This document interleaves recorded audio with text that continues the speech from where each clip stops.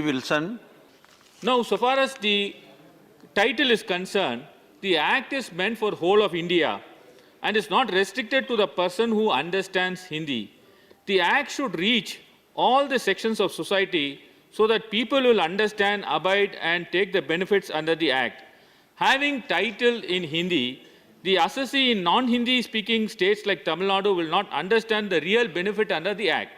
Under Article 348 of the Constitution, it puts a complete embargo on a bill having text other than English.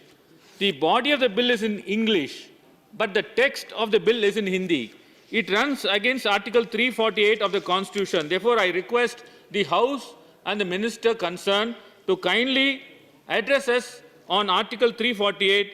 I quote, "Notwithstanding anything in the foregoing provisions of this part, until Parliament by law otherwise provides, the authoritative text of all bills to be introduced or amendments thereto to be moved in the either House of the Parliament or in the House or either House of the Legislature of a state, of all acts passed by the Parliament or the Legislature of the state, and of all ordinances promulgated by the President, the Governor and the state, shall be in English language."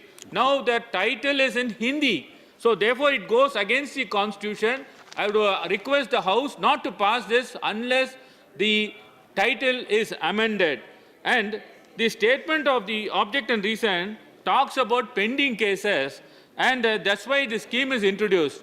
I will ask one question to the Honourable Minister.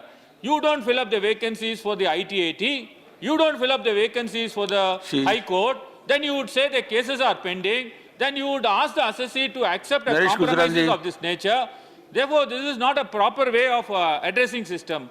Thank you very much, Vice Chairman, sir. Honourable Member Wilson raised that question. Lastly, sir, the issue of the language, the use of language as to why Vivad. Actually speaking, sir, yes, it is not put in the bracket. The Direct Tax Bill 2020 is the bill's name. The Vivad Se Vishwas should have been technically within brackets just for making it clear.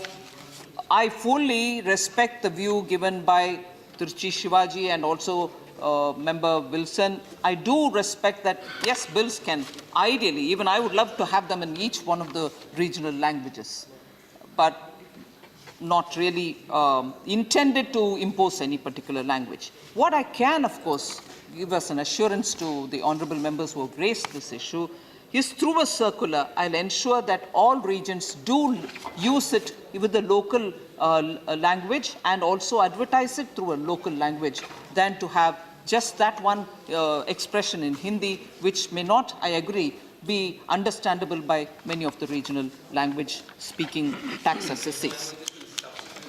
Okay. Sorry, it won't substitute because again I will have to go back to the Lok Sabha to seek the consent and so on. So because it has a practical difficulty, no.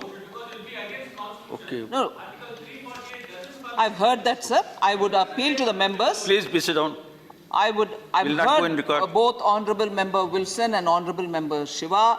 Yes, he reminded me, I'm also from a non-Hindi speaking state. I do understand the importance of mother tongues and regional language. In this case, I yield by saying I give an assurance that we will have circulars going to all the regions to highlight each of the points in this scheme in the respective regional languages. Thank you, sir. With that, I seek the support of all the honourable members and once again thank all of them for having been so cooperative.